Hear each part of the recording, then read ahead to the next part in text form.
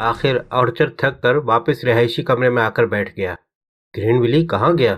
یقیناً وہ اتنا احمق تو نہیں تھا کہ ولا سے نکل کر شہر کی سڑکوں پر گھومنے چلا جائے۔ نہیں، وہ ایسا نہیں کر سکتا۔ پھر وہ کہاں ہے اور اس کے ساتھ کیا واقعہ پیش آیا؟ آرچر نے غصے اور مایوسی سے اپنی ران پر گھونسے مارے۔ سب کام ٹھیک ہو رہا تھا۔ اسے یقین تھا کہ ہیلگا مطالبے کی رقم ضرور ادا کرے گی، تو اب گرین ولی غائب ہو گیا۔ اس کے ذہن میں ایک خیال ابھرا۔ ممکن ہے گرین ولی کے اعصاب جواب دے گئے ہوں، وہ ہمت ہار بیٹھا ہو، اور جیسے ہی آرچر ولا سے نکلا وہ بھاگ کھڑا ہوا اور اب کسی ایسی ٹرین میں سفر کر رہا ہوگا جو اسے سوئٹزرلینڈ سے دور لے جا رہی ہوگی۔ یہی ایک بات ممکن ہو سکتی تھی کہ اس دیوس کے اندر اتنا حوصلہ نہیں تھا کہ کسی ایسے کام میں آخر تک ساتھ دے سکتا۔ آرچر کو غصہ آ گیا۔ گرین ولی تو ایسا کر سکتا تھا کیونکہ وہ اب بھی نسبتاً نوجوان اور خوبصورت ہے، اور اب بھی دولت مند بوڑھی یا ادھیڑ عمر عورتوں کو اپنی جنسی کشش کے جال میں پھانس سکتا ہے۔ اسے بلا شبہ $1 ملین تو نہیں ملیں گے، مگر عیش و آرام سے زندگی گزارتا رہے گا۔ مگر خود اس کا، آرچر کا مستقبل کیا ہوگا؟ پھر وہی نیم فاقہ کشی کی زندگی، پھر کسی احمقانہ اسکیم کے لیے تنخواہ اور نام نہاد کمیشن پر دولت مند لوگوں کو پھسلانے اور اکسانے کی کوشش کہ وہ اس بیکار اسکیم میں سرمایہ کاری کریں۔ اب اس ولا میں رہنے کا کوئی بھی جواز نہیں تھا۔ وہ جتنی جلدی یہاں سے نکل جائے اتنا ہی بہتر ہوگا۔ وہ اٹھا ہی تھا کہ دروازے پر کسی نے گھنٹی بجائی۔ آرچر کا دل دھک سے رہ گیا۔ یہ بھلا کون ہو سکتا ہے؟ کہیں یہ پولیس تو نہیں ہے؟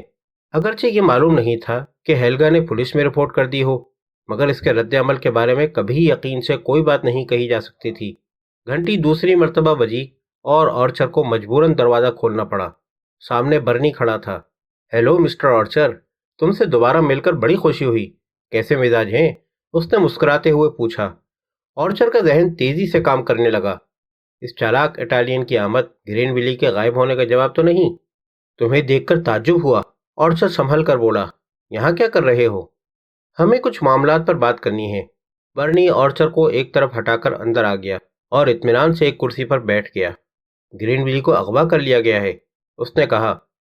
اسے دیکھتے ہی آرچر کسی مصیبت کی توقع کر رہا تھا، مگر یہ بات اسے حیران کر گئی۔ اغوا کر لیا ہے؟ مگر کس نے؟ میں نے، برنی نے جواب دیا۔ تم بالکل اناڑی ہو۔ تمہاری فرضی اغوا کی اسکیم احمقانہ تھی، چنانچہ معاملہ میں نے اپنے ہاتھ میں لے لیا ہے۔ اب گرین ولی کو واپس لینے کے لیے مادام ریڈلف کو $10 ملین ادا کرنے پڑیں گے، اور تم دونوں کے تعاون کے لیے میں تمہیں $5 لاکھ دینے کو تیار ہوں۔ باقی رقم میری ہوئی۔ تم میرے اور مادام ریڈلف کے درمیان رابطے کا کام کرو گے۔ تم اس عورت کو بتاؤ گے کہ اب مطالبے کی رقم $10 ملین ہو گئی ہے۔ $10 ملین؟ آرچر چونک کر بولا۔ وہ کبھی نہیں دے گی۔ وہ ضرور دے گی، جب اسے گرین ولی کا ایک تراشا ہوا کان ملے گا، اور یہ کان تم لے کر جاؤ گے۔ آرچر کو محسوس ہوا جیسے اس کی ٹانگوں میں کھڑے رہنے کی طاقت نہ رہی ہو۔ وہ دھم سے کرسی پر گر گیا۔ مسٹر آرچر، اب یہ کوئی کھیل نہیں رہا ہے، برنی نے کہا۔ گرین ولی میرے قبضے میں ہے، اور میں اس کا کان کاٹ کر بھیجنے کا قطعی ارادہ رکھتا ہوں۔ اس کے بعد بھی اگر وہ ہچکچائی تو میں گرین ولی کی ایک انگلی روانہ کر دوں گا، اور میں تمہاری طرح خون کی جگہ ٹومیٹو کیچپ سے کام بھی نہیں لوں گا۔ اس صورت میں اس کام کو تم ہی سنبھالو۔ آرچر کانپ کر بولا۔ میں فوراً جا رہا ہوں اور آئندہ اس معاملے سے کوئی تعلق رکھنا نہیں چاہتا۔ تم وہی کرو گے جو میں کہوں گا۔ برنی نے ریوالور نکال لیا۔ اور اگر تم نے تعاون نہیں کیا تو بلا تعمل تمہیں شوٹ کر دوں گا۔ تمہاری لاش سڑی گلی حالت میں یہاں پائی جائے گی، اور پولیس کچھ معلوم نہیں کر سکے گی کہ تمہارا یہ حشر کس نے کیا ہے۔ اچھی بات ہے، آرچر کو کہنا پڑا۔ میں وہی کروں گا جو تم کہو گے۔ ہاں، یہ سمجھداری کی بات ہے، برنی نے کہا۔ مجھے معلوم ہوا ہے کہ تم نے اس عورت کو 3 دن کی مہلت دی ہے۔ ٹھیک ہے، تیسرے دن تم اس کے پاس جاؤ گے اور اسے بتاؤ گے کہ اب اسے $10 ملین کا انتظام کرنا ہے، اور صرف 2 دن ہیں۔ اگر وہ ایسا نہیں کرتی تب تم اسے گرین ولی کا ایک کان لے جا کر دو گے۔ اچانک فون کی گھنٹی بجنے لگی۔ برنی نے فون کی طرف اشارہ کیا۔ بات کرو، اس نے آرچر سے کہا۔ آرچر ڈگمگاتے قدموں سے اٹھا اور ریسیور اٹھا کر کان سے لگا لیا۔ آرچر، مجھے اغوا کر لیا گیا ہے، گرین ولی کی آواز ابھری، اور یہ تمہارا قصور ہے۔ یہ لوگ بڑے بے رحم ہیں، تمہیں کچھ نہ کچھ کرنا پڑے گا، مجھے آزاد کرانا ہوگا، اور یہ میرا کان کاٹنے کی دھمکی دے رہے ہیں۔ میں بہت… اور لائن کٹ گئی۔ آرچر نے کانپتے ہوئے ریسیور رکھ دیا۔ یہ گرین ولی کا فون تھا، برنی بولا۔ میں نے اس کال کا انتظام کیا تھا تاکہ تم سمجھ جاؤ کہ میں بلف نہیں کر رہا ہوں۔ اب میری بات سنو۔ پرسوں اس عورت کے پاس جاؤ، اس سے کہو کہ اسے $10 ملین بیئرر بانڈز کی صورت میں فراہم کرنے ہیں اگر وہ اپنے عاشق کو زندہ سلامت دیکھنا چاہتی ہے، اور اس بات کا تم اسے کس طرح یقین دلاتے ہو اس کا انحصار تم پر ہے۔ جو بات کرو پورے تاثر کے ساتھ کرنا۔ اگر میں تمہاری جگہ ہوتا تو صرف اپنے متعلق سوچتا، گرین بلی کی فکر نہ کرتا اور فوراً سوئٹزرلینڈ چھوڑنے کا فیصلہ کر لیتا، مگر یہ غلط سوچ ہوتی۔ میں اناڑی اور ناتجربہ کار نہیں ہوں، ایک تنظیم کے ساتھ کام کرتا ہوں۔ تمہاری اس امکانی سوچ کے پیش نظر آئندہ تمہاری نگرانی کی جائے گی۔ اگر تم نے بھاگنے کی کوشش کی تو کسی سنگین حادثے کا شکار ہو جاؤ گے۔ میں تمہاری موت نہیں چاہتا، اس لیے بہتر ہوگا کہ تم اپنا پاسپورٹ مجھے دے دو۔ بڑی بے چارگی اور مجبوری کے احساس کے ساتھ آرچر کو اپنا پاسپورٹ برنی کے حوالے کرنا پڑا۔ تو اب تم پرسوں مادام ردلف سے ملو گے، برنی نے کہا۔ آرچر نے اثبات میں سر ہلایا۔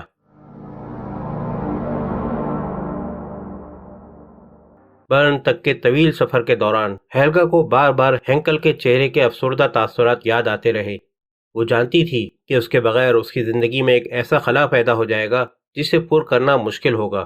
وہ جس انداز میں ہینکل سے مخاطب ہوئی تھی، اس کے پیش نظر اسے اندیشہ ہوا کہ کہیں ہینکل اسے چھوڑ کر نہ چلا جائے، مگر گرین ویلی اب اس کی زندگی بن چکا تھا۔ اگر اسے ہینکل اور گرین ویلی کے درمیان کسی ایک کا انتخاب کرنا پڑا تو وہ جانتی تھی کہ وہ کس کا انتخاب کرے گی۔ پھر بھی ہینکل کے بغیر زندگی گزارنا۔ جب وہ بینک کے نوجوان ڈائریکٹر کے آفس میں داخل ہوئی تو یہی سب کچھ سوچ سوچ کر بہت پریشان تھی، لیکن ڈائریکٹر نے جس مستعدی اور عزت و احترام سے اس کا استقبال کیا، اس سے اس کی خود اعتمادی بحال ہونے میں کافی مدد ملی۔ ہیلگا نے $2 ملین کی ضرورت کا اظہار کیا اور اپنے حصص فروخت کرنے کے سلسلے میں مشورہ مانگا۔ ڈائریکٹر نے کہا کہ اس وقت اسے حصص فروخت کرنے میں نقصان رہے گا۔ وہ یہ رقم بینک سے قرض لے لے، اس پر اسے بینک کو جو سود دینا پڑے گا وہ اس نقصان کے مقابلے میں بہت کم ہوگا۔ ہیلگا یہ جان کر کہ بینک اسے اتنی رقم قرض دے سکتا ہے فوراً آمادہ ہو گئی۔ اس نے کہا کہ یہ رقم ایک سوئس اکاؤنٹ میں منتقل کرنی ہے، وہ اکاؤنٹ کا نمبر بعد میں بتائے گی۔ یہ انتظام کرنے کے بعد ہیلگا واپس لوگانو چلی۔ اس وقت سحپہر کے 4 بجے تھے۔ ہینکل کے سلسلے میں شرمندگی محسوس کرنے کی وجہ سے وہ اتنی جلدی بنگلے میں واپس جانا نہیں چاہتی تھی، اس لیے ایڈن ہوٹل رک کر ووڈکا مارٹینی کا ایک گلاس پیا اور پھر پیدل گھومنے لگی۔ اس کے ذہن کبھی گرین ویلی اور کبھی ہینکل کے بارے میں سوچنے لگتا۔ شام 7 بجے اسے بھوک کا احساس ہوا۔ اسے یاد آیا کہ اس نے آج دن بھر کچھ نہیں کھایا ہے، چنانچہ وہ اپنے ایک پسندیدہ ریسٹورنٹ میں کچھ کھانے چلی گئی۔ کھانے کے دوران بھی وہ برابر سوچتی رہی۔ اسے محسوس ہو رہا تھا کہ وہ نہ گرین ویلی کے بغیر رہ سکتی ہے اور نہ ہینکل کے۔ اس نے فیصلہ کیا کہ وہ گرین ویلی کو مطلوبہ رقم دے کر آزاد کرا لے گی اور ہینکل کو صورتحال کی نزاکت سمجھا کر دوبارہ اس کا اعتماد حاصل کرنے کی کوشش کرے گی۔ 8 بجے کے چند منٹ بعد وہ اپنے بنگلے واپس پہنچی۔ ہینکل نے خفگی آمیز رویے کے ساتھ اس کا استقبال کیا اور کھانے کے بارے میں پوچھا۔ ہیلگا نے جواب دیا کہ اس نے لوگانو میں کھانا کھا لیا ہے۔ میں تم سے کچھ ضروری گفتگو کرنا چاہتی ہوں، اس نے کہا۔ ضرور مادام، میں سن رہا ہوں، ہینکل نے قدرے فاصلے پر کھڑے ہوئے جواب دیا۔ دیکھو ہینکل، میں ایک ایسی عورت ہوں جو ایک شخص کی محبت میں مبتلا ہے، ہیلگا نے کہا، اور جب کوئی عورت اس درجہ محبت میں گرفتار ہو جاتی ہے تو وہ کسی احمق کی طرح کوئی دلیل نہیں سنتی۔ گرین ویلی اب میری زندگی بن چکا ہے۔ میں چاہتی ہوں کہ تم اس حقیقت کو سمجھ لو اور آج صبح میں نے جو کہا اسے بھول جاؤ۔ تم میری زندگی کا ایک حصہ ہو، تمہارے بغیر میں اپنے آپ کو ادھورا محسوس کروں گی۔ ہیلگا کی آواز بھرا گئی اور آنکھوں میں آنسو آ گئے۔ میں بہت پریشان اور غمگین ہوں، کیا تم میری ذہنی اور جذباتی کیفیت کو سمجھتے ہوئے مجھے معاف کر دو گے؟ ہینکل اس گفتگو سے کافی متاثر ہوا۔ جب تک آپ میری ضرورت محسوس کرتی ہیں مادام، اس نے جواب دیا، مجھے آپ کی خدمت کر کے خوشی ہوگی، اور اس وقت جب کہ ہم بے تکلفی سے بات کر رہے ہیں میں یہ بھی کہنا چاہوں گا کہ میں آپ کا احترام کرتا ہوں اور آپ کی صلاحیتوں کا معترف ہوں۔ جب سے آپ نے مسٹر ردلف سے شادی کی تھی، تجربے نے مجھے بتایا ہے کہ آپ بہت قابل خاتون ہیں۔ آپ کے اندر بے پناہ ہمت اور حوصلہ ہے جس کی میں بہت قدر کرتا ہوں، اور مادام اس وقت آپ کو اسی حوصلے کی ضرورت ہے۔ اب میں اجازت چاہوں گا کہ ابھی بہت سے کام انجام دینے ہیں۔ ہینکل کے جانے کے بعد ہیلگا ٹیرس پر آ گئی۔ وہ بڑی تنہائی محسوس کر رہی تھی۔ گرین ویلی کے واپس آنے میں ابھی 1 رات اور 1 دن باقی تھا۔ اسے ہینکل کی باتوں کا خیال آیا۔ ہمت اور حوصلے سے اس کا کیا مطلب تھا؟ اس رات ہیلگا کو نیند کے لیے 3 گولیاں کھانی پڑیں۔ اگلی صبح ہینکل 8:30 بجے ناشتے کی ٹرے لے آیا۔ اس نے ہیلگا کو کافی کا ایک کپ بنا کر دیا۔ یہ آپ کے لیے بڑا تھکا دینے والا دن ثابت ہوگا مادام، وہ بولا۔ آرچر تو غالباً کل صبح آئے گا۔ میرا مشورہ ہے کہ خود کو کچھ مصروف رکھیں، انتظار میں وقت بڑی مشکل سے گزرتا ہے۔ کوئی بات نہیں، میں بیشتر وقت ٹیرس پر گزاروں گی، مجھے کئی معاملات پر غور کرنا ہے۔ یہ مناسب نہیں ہوگا مادام، میرا مشورہ ہے کہ آپ کومو چلی جائیں اور کچھ شاپنگ کر لیں، دوپہر کا کھانا بھی وہیں کھائیں۔ ٹیرس پر بیٹھ کر سوچنے سے پریشانی میں اور اضافہ ہوگا۔ وہ ٹھیک کہہ رہا تھا، ابھی ہیلگا کو انتظار کے 36 طویل گھنٹے گزارنے تھے۔ ہیلگا نے کومو جانے پر آمادگی ظاہر کر دی۔ ظاہر ہے اسے یہ معلوم نہیں تھا کہ ہینکل بڑی بےتابی سے جین فاکن کے فون کا انتظار کر رہا ہے، اور وہ نہیں چاہتا تھا کہ جب وہ فون آئے تو ہیلگا بنگلے میں موجود ہو۔ آخر ہیلگا 11 بجے چلی گئی۔ ہینکل نے اطمینان کی سانس لی۔ یہ متوقع فون کال دن کے 1:30 بجے آئی۔ دوسری طرف ہیلگا نے کومو میں اپنی کار ایک مناسب جگہ پارک کی اور قصبے کے بازار میں گھومنے لگی۔ وہ مسلسل گرین ویلی کے بارے میں سوچ رہی تھی۔ کل صبح بینک میں کیش تیار ہوگا۔ جب وہ بدماش آرچر آئے گا تو اس کے بتائے ہوئے اکاؤنٹ میں منتقل کر دیا جائے گا۔ پھر شام تک گرین ویلی واپس آ جائے گا۔ پھر کل رات وہ اور گرین ویلی یکجا ہوں گے۔ اسے پانے کے لیے $2 ملین کیا حیثیت رکھتے تھے؟ کچھ بھی نہیں۔ وہ گرین ویلی کے ساتھ پیراڈائز سٹی روانہ ہو جائے گی، جہاں وہ شادی کر لیں گے۔ وہ یہ بنگلہ فروخت کر دے گی۔ اس سے بہت سی تلخ یادیں وابستہ ہیں۔ گرین ویلی سے شادی کے بعد وہ یہاں واپس آنا کبھی پسند نہیں کرے گی۔ یہ خیال آتے ہی وہ ایک پراپرٹی ایجنٹ کے دفتر گئی، جس نے اسے یقین دلایا کہ بنگلے کی فروخت میں کوئی مشکل نہیں ہوگی، بلکہ اس کے پاس اس وقت بھی ایک گاہک ہے جو اسے منہ مانگی قیمت پر خرید سکتا ہے۔ ہیلگا نے کہا کہ وہ اس گاہک سے بات کر لے، وہ 2 ہفتے میں بنگلے کا قبضہ دے دے گی۔ دوپہر کا کھانا ایڈن ہوٹل میں کھا کر ہیلگا بنگلے واپس چل دی۔ جب وہ بنگلے جانے والی سڑک پر پہنچی تو اسے ایک پولیس آفیسر موٹر سائیکل پر بنگلے کی طرف سے آتا ہوا ملا، جو رکے بغیر اس کے پاس سے گزرتا چلا گیا۔ ہیلگا پولیس آفیسر کو دیکھ کر چونک گئی اور جاتے ہی ہینکل سے پوچھا، یہ پولیس آفیسر یہاں کیا کرنے آیا تھا؟ کوئی خاص بات نہیں مادام، میں پولیس میں اپنی آمد درج کرانا بھول گیا تھا۔ میں نے ایک پراپرٹی ایجنٹ سے یہ بنگلہ فروخت کرنے کی بات کی ہے۔ ہیلگا اس کے جواب سے مطمئن ہو گئی۔ جیسے ہی گرین ویلی واپس آئے گا ہم پیراڈائز سٹی روانہ ہو جائیں گے۔ تم یہاں ٹھہرنا اور اس ایجنٹ سے یہ سودا مکمل کر لینا۔ جیسی آپ کی خوشی مادام۔ ہیلگا بیڈ روم میں چلی گئی۔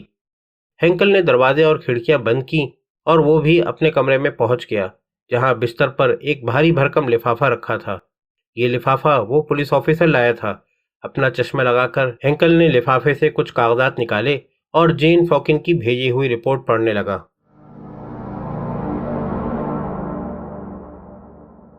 ہیلگا نے خواب آور دوا کے زیر اثر رات سکون سے سوتے ہوئے گزار دی۔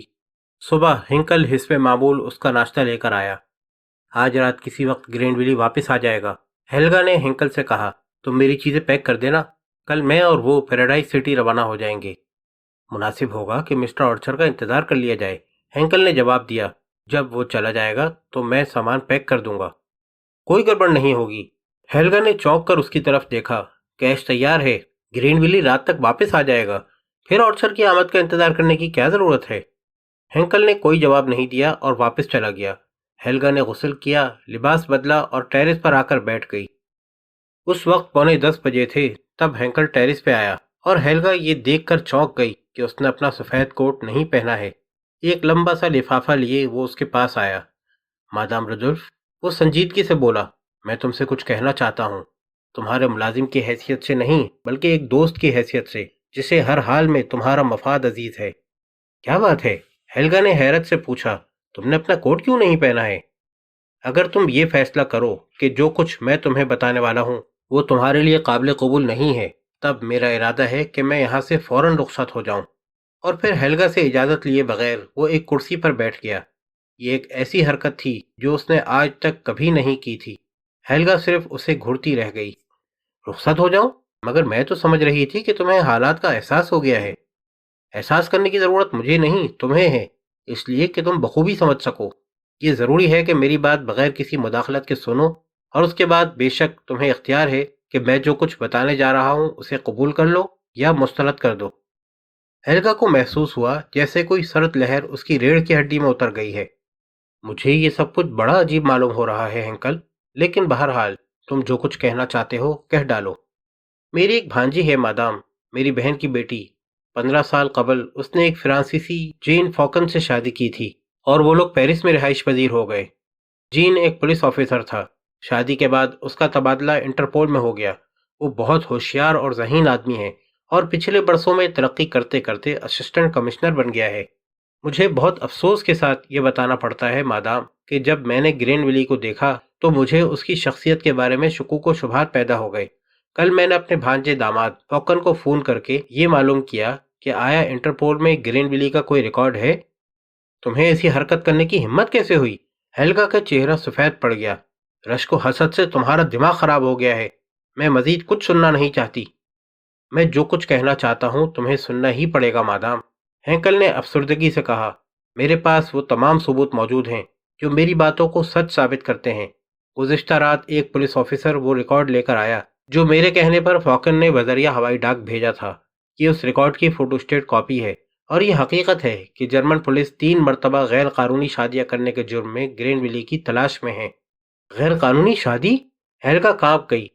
ہاں مادام، اس ریکارڈ کے مطابق گرین ویلی دولت مند بوڑھی عورتوں کا شکار کرتا ہے اور اس کا طریقہ کار یہ ہے کہ کسی تنہا مالدار بوڑھی عورت کو تلاش کر کے اس سے شادی کرے، اس کی دولت پر عیش کرے اور جب اس سے بیزار ہو جائے تو اسے چھوڑ کر کوئی دوسری مالدار عورت تلاش کر لے۔ میں یقین نہیں کر سکتی، ہیلگا چیخ پڑی۔ تم جھوٹ بول رہے ہو، میں تمہاری کوئی بات نہیں سنوں گی۔ اغوا کی کارروائی بالکل فرضی تھی۔ ہینکل نے اپنی بات جاری رکھی۔ پولیس نے تصدیق کی ہے کہ صرف 2 دن قبل گرین ویلی اور آرچر کو تمہاری کار میں ایک ساتھ دیکھا گیا تھا۔ اس میں شک کی کوئی گنجائش نہیں ہے کیونکہ آرچر نے پولیس کانسٹیبل کو اپنا بزنس کارڈ اور گرین نے اپنا پاسپورٹ دکھایا تھا، اور میں نے تمہاری اور آرچر کی گفتگو کی ٹیپ ریکارڈنگ سنی ہے جس میں آرچر نے کہا ہے کہ وہ گرین ویلی کو نہیں جانتا، جبکہ صرف 1 دن پہلے وہ تمہاری کار میں اس سے باتیں کر رہا تھا۔ ہیلگا نے مٹھیاں بھینچ کر اپنی آنکھیں بند کر لیں۔ تمام تفصیلات اس ریکارڈ میں موجود ہیں۔ ہینکل نے لفافہ آگے بڑھا دیا۔ غیر قانونی شادی؟ ہیلگا جیسے کراہی، اور وہ چڑیل کی اولاد مجھ سے شادی کرنا چاہتا تھا۔ ہینکل نے غور سے ہیلگا کی طرف دیکھا۔ اچانک ہیلگا میں ایک تبدیلی ظاہر ہوئی۔ اس کا جسم اکڑ گیا، آنکھیں کھل گئیں، چہرہ سنگ مرمر کی تصویر بن گیا اور آنکھوں سے قہر و غضب ٹپکنے لگا۔ وہ اٹھ کر ٹیرس پر ادھر سے ادھر ٹہلنے لگی۔ ہینکل بالکل ساکت بیٹھا تھا۔ چند منٹ بعد ہیلگا اس کے پاس آئی۔ عورتیں احمق ہوتی ہیں ہینکل، یا نہیں؟ اس نے اپنا ہاتھ ہینکل کے کندھے پر رکھا۔ تم مہربانی کر کے اپنا کوٹ پہن لو، میرے لیے یہ بڑی خوشی کی بات ہوگی مادام۔ ہینکل کھڑا ہو گیا۔ 1 گھنٹے میں آرچر آ رہا ہوگا، اسے میرے پاس لے آنا، میں خود اس سے نمٹوں گی۔ ہیلگا کے لہجے میں آہنی تاثر ہینکل کو مطمئن کرنے کے لیے کافی تھا۔